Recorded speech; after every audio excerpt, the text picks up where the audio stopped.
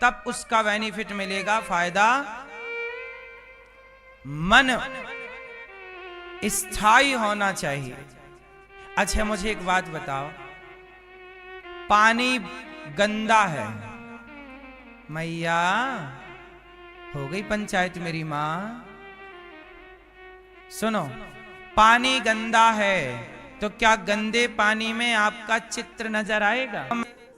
पाला, वो जी गया, अब बच्चा 1 साल का हो गया मृग का।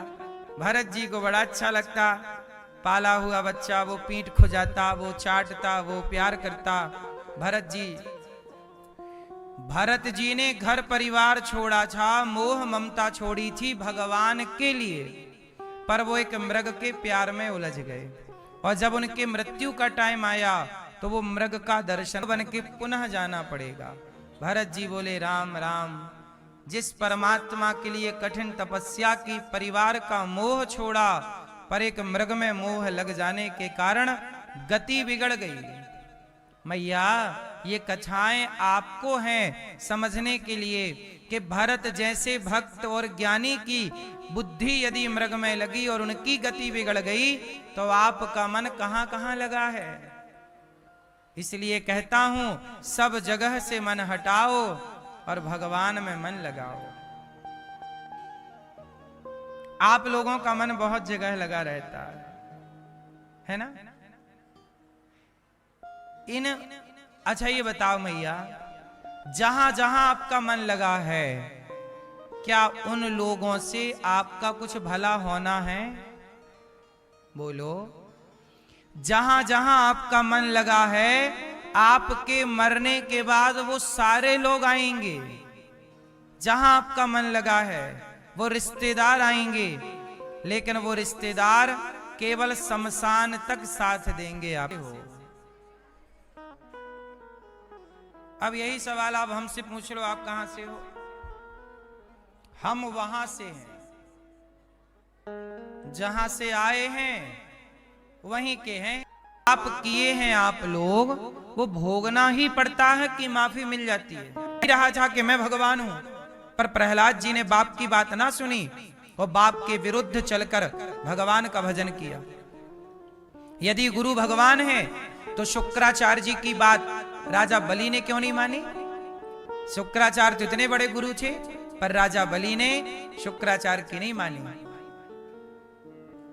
जो गुरु भगवान से दूर कर दे आपको, वो गुरु गुरु नहीं है। राजा बलि ने गुरु का त्याग कर दिया, भरत जी ने मां का त्याग कर दिया, प्रहलाद जी ने पिता का त्याग कर दिया, क्योंकि भगवान के रास्ते यदि भगवान से दूर करने वाला पिता है तो वो पिता पिता नहीं, वो माता माता नहीं, और वह गुरु गुरु नहीं। गुरु वह है जो भक्त को भगवान से जोड़ दे। जो खुद कह दे कि मैं ही भगवान हूं, वो नहीं। कोई गुरु ये नहीं कहता कि मैं भगवान हूं, और जो कहे तो मतलब आपको बरगलाया जा रहा है। जहां गुरु की ही पूजा कराई जाए, समझ लेना कि आपकी भक्ति खतरे में है।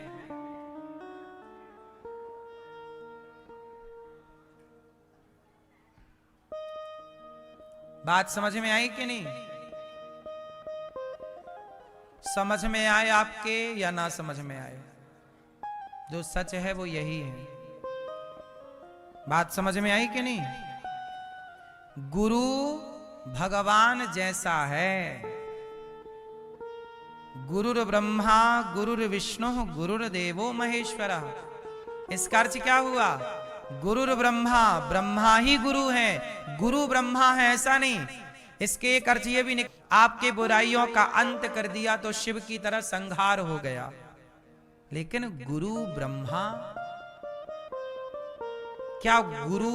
हाँ, ब्रह्मा ही गुरु है, विष्णु ही गुरु है, गुरुर्देवो महेश्वरा, शिव ही गुरु है। ये अर्थ तो सही है, पर गुरु ही ब्रह्मा है, गुरु ही विष्णु है।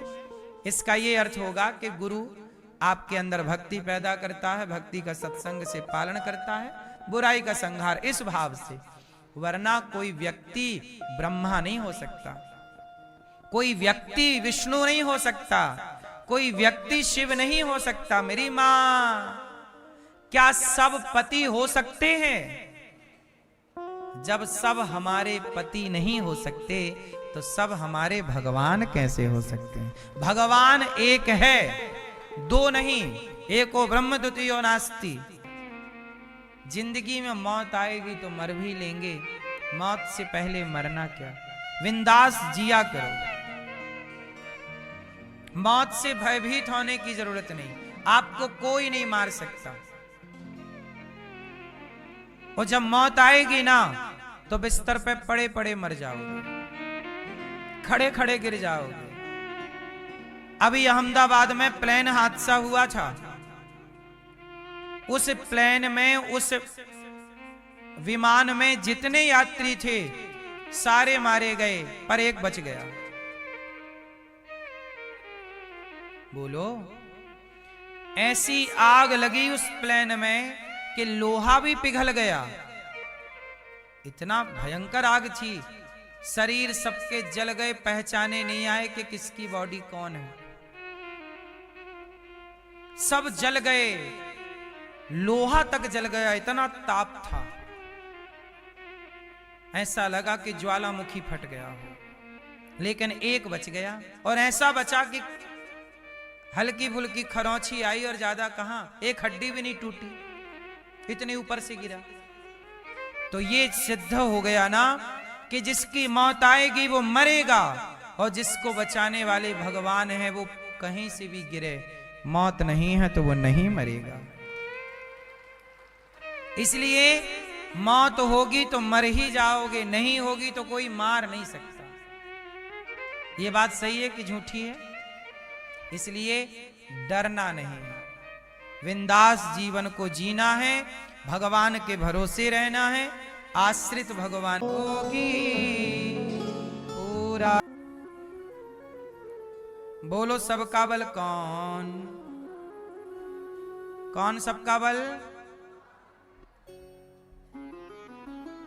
सबका बल भगवान है।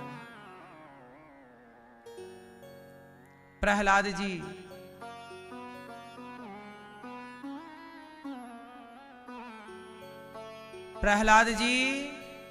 अपने मित्रों को कीर्तन करा रहे हैं, मित्रों को चिंतन करा रहे हैं भगवान का।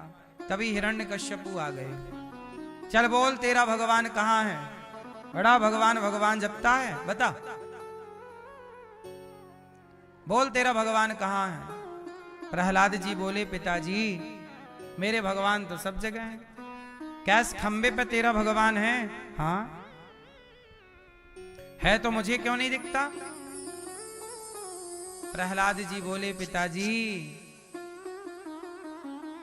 भगवान मुझे दिख रहे हैं, आपको क्यों नहीं दिख रहे हैं, ये आप जानो। देखो, हिरण्यकश्यपु की आंखों से देखोगे तो खंबा नजर आएगा, और प्रहलाद की दृष्टि से देखोगे तो भगवान नजर आएंगे। दो प्रकार के चश्मे हैं, एक अभिमान का चश्मा हिरण्यकश्यपु के पास है, और प्रेम और भक्ति का चश्मा प्रहलाद जी के पास है। भगवान दिखेंगे तो किस चश्मे से? बोलो मेरी मां। इसलिए वृंदावन का बंदर चश्मा ले जाता है कि ये चश्मा लगाकर बहुत देख लिया जगत को, अब वृंदावन आए हो, यहाँ प्रेम का चश्मा लगा और फिर देखो भी